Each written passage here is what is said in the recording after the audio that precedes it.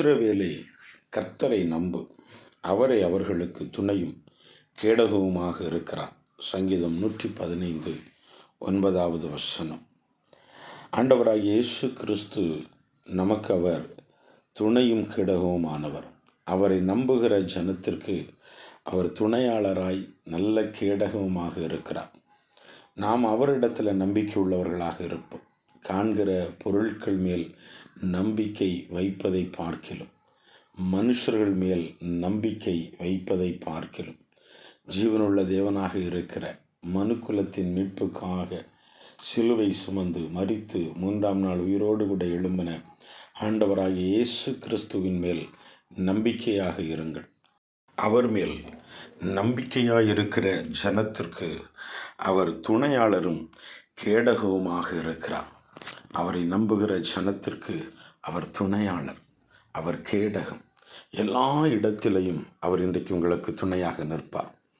எல்லா சூழ்நிலைகள் நடுவிலையும் தேவன் உங்களுக்கு துணையாக நின்று அவர் உங்களுக்கான கிரியைகளை அவர் நடப்பிப்பார். உங்களுக்கு கேடகமாக இருப்பார், உங்களை பாதுகாப்பார், உங்களை விடுதலையாக்குவார். எந்த தீமையும் உங்களை அணுகாதபடி அவர் காத்து கொள்ளுகிறவராக இருக்கிறார். ஆண்டவராகிய இயேசு கிறிஸ்து தம்மை நம்புகிறவர்களை அவர் ஆசீர்வதிக்கிறவருமாக இருக்கிறார். என்னை கேட்குற தேவனுடைய பிள்ளைகளை, இன்றைக்கு ஒரு ஆசீர்வாதம் வேண்டும் அப்படின்னு நீங்கள் எதிர்பார்க்குறீங்களா? அவர் மேல் நம்பிக்கையாக இருங்க, அவர் உங்களை ஆசீர்வதிப்பார். நிச்சயமாகவே அவரை நம்புகிற ஜனத்திற்கு அவர் துணையாளரும் அவர் கேடகமாக இருந்து அவர்களை காத்து கொள்ள வேண்டிய இடங்களில் எல்லாம் காத்து அவர்களை ஆசீர்வதிக்கிற ஒரே தேவன். அவர் மேல் நம்பிக்கையாக இருங்கள், ஆண்டவர் ஆசீர்வதிப்பார். ஜெபிப்போமா? சர்வ வல்லமையும் சர்வ அதிகாரமும் படைத்த எங்கள் ஆண்டவரை, கிருபை நிறைந்த கர்த்தாவே, மகத்துவமுள்ள தெய்வமே, வல்லமையுள்ள ராஜாவே, உம்மை நம்புகிறவர்களுக்கு நீர் துணையாளரும் கேடகமும் அவர்களை ஆசீர்வதிக்கிறவருமாக இருக்கிறீரப்பா. ஆண்டவரே, இந்த ஜெப நேரத்திலும் உம்மை நோக்கி பார்த்து இந்த வார்த்தைகளை விசுவாசித்து ஜெபித்து கொண்டிருக்கிற யாவருக்காக உம்முடைய சமூகத்தில் இருக்கிறேன்.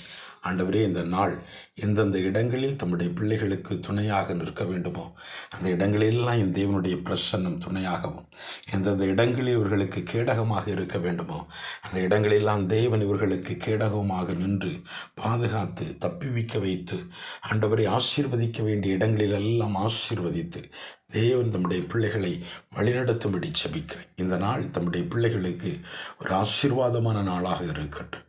ஆண்டவர் ஆசீர்வதிங்க. இயேசு மூலம் நல்ல பிதாவே, ஆமீன், ஆமீன்.